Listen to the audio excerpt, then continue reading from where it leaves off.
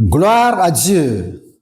Alléluia. Que le Seigneur soit avec vous. Et vous êtes comme ça avec le PMV. Et que le Seigneur vous bénisse. Alléluia. Le mystère de la naissance et de la mort. Nous allons commencer par la poésie du sage de la Bible. Et ce sage, c'est Salomon, l'Ecclésiaste. Ecclésiaste chapitre 1, versets 4, 5 et 6. Verset 4. Une génération s'en va, une autre vient, et la terre subsiste toujours.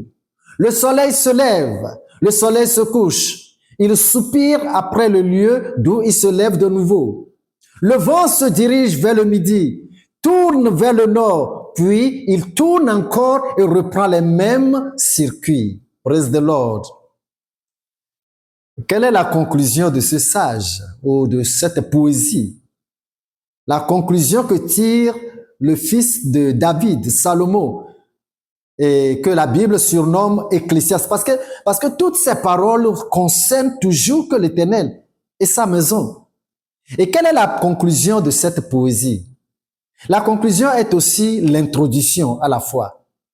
Salomon soumet les deux introductions-là à un même dénominateur. Quelle est cette conclusion? Verset 2. Verset 2. Vanité des vanités, dit l'Ecclésiaste. Vanité des vanités, tout est vanité. Praise the Lord. Pour l'Ecclésiaste, la naissance dans ce monde, tout comme la mort, se ressemble pour lui ça. Et c'est comme ça pour Dieu. Depuis le ventre maternel, l'homme n'a aucune notion sur sa venue dans le monde. De même à sa mort, il n'a toujours aucune notion sur son passage en général dans ce monde. Il naît comme rien et meurt comme rien. Il naît sans rien savoir de lui-même et meurt aussi sans rien savoir de lui-même. Voilà. Sa venue dans le monde et sa sortie du monde sont égales l'une à l'autre. Et le père de Salomon, le roi David, lui, après avoir réfléchi à l'être humain, n'est-ce pas, dans son global, à sa venue sur terre et à son retour, à son lieu de provenance, et considérant surtout, disons, je ne sais pas quel mot dire, mais disons, considérant surtout le vanitéisme de tout dans le monde.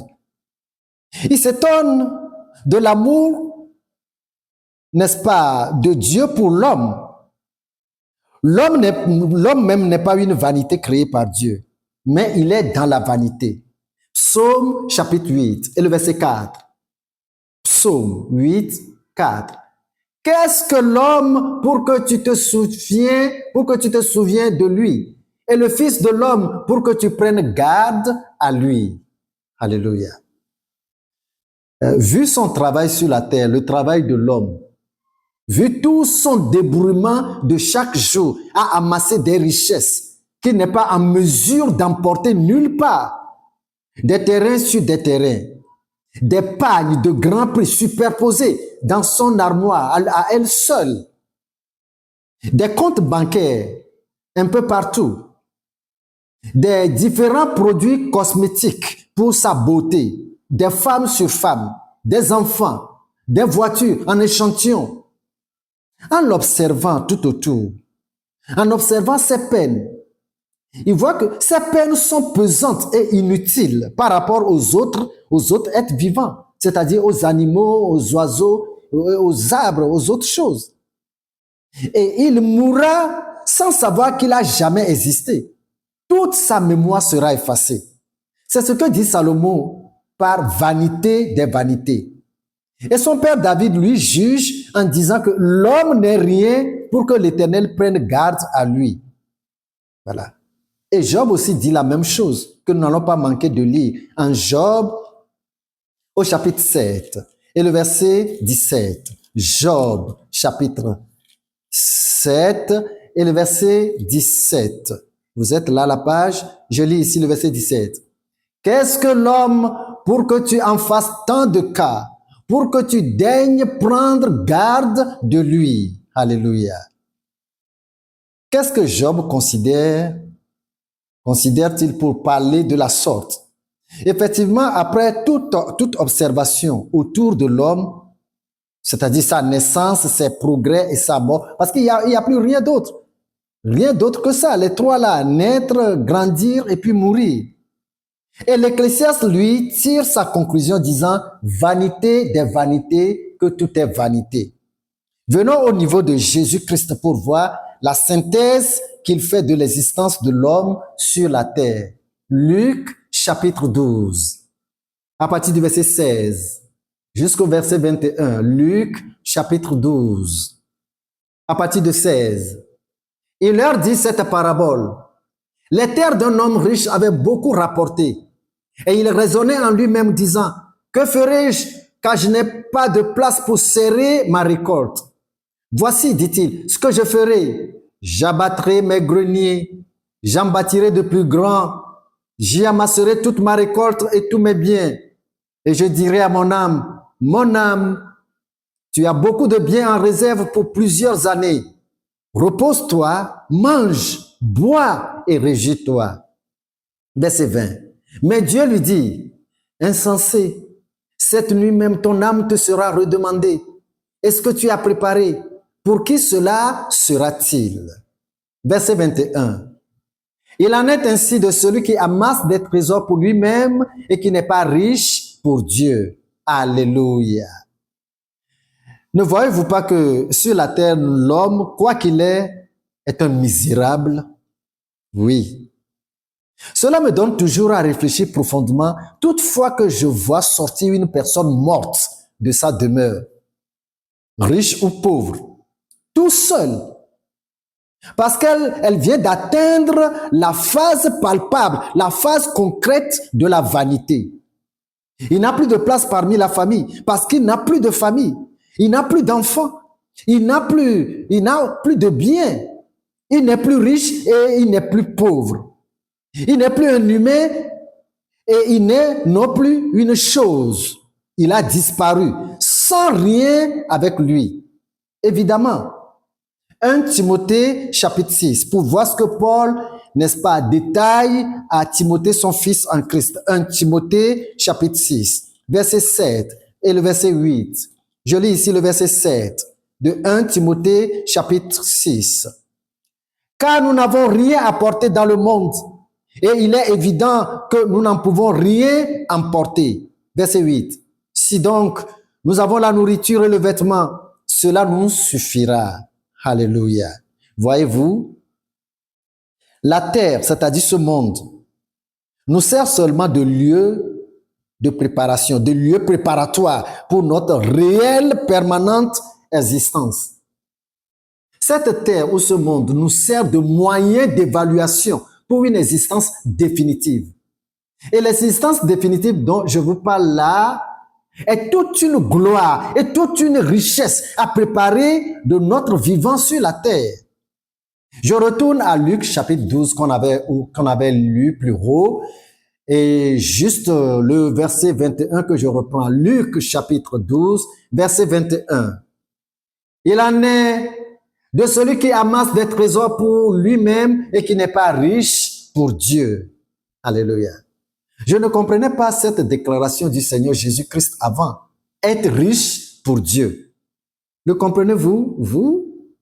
Le Seigneur m'a finalement éclairé sur ce passage et sur ce que cela veut dire. Allons-y ensemble, n'est-ce pas, voir en Luc, dans le livre de Luc, chapitre 18. Luc, chapitre 18, et le verset 22. Verset 22. Jésus, ayant entendu cela, lui dit, il te manque encore une chose. Vends tout ce que tu as, distribue-le aux pauvres et tu auras un trésor dans les cieux. Puis, viens et suis-moi. Praise the Lord. Un trésor dans les cieux. C'est-à-dire une demeure dans la vie éternelle. Là où la vanité n'a plus de place. Là où l'existence n'est plus douteuse. Là où se trouve la confirmation de la permanence de notre existence. C'est la véritable richesse pour l'homme, une place pour lui dans l'éternité glorieuse. Lorsqu'il aura, n'est-ce pas, rompu avec la vanité de ce monde qui est sous le soleil, Vous savez, chacun de nous devra nécessairement préparer sa sortie de la vanité. Et c'est ce monde, ce présent monde est la vanité. Il passe avec les choses qu'il contient.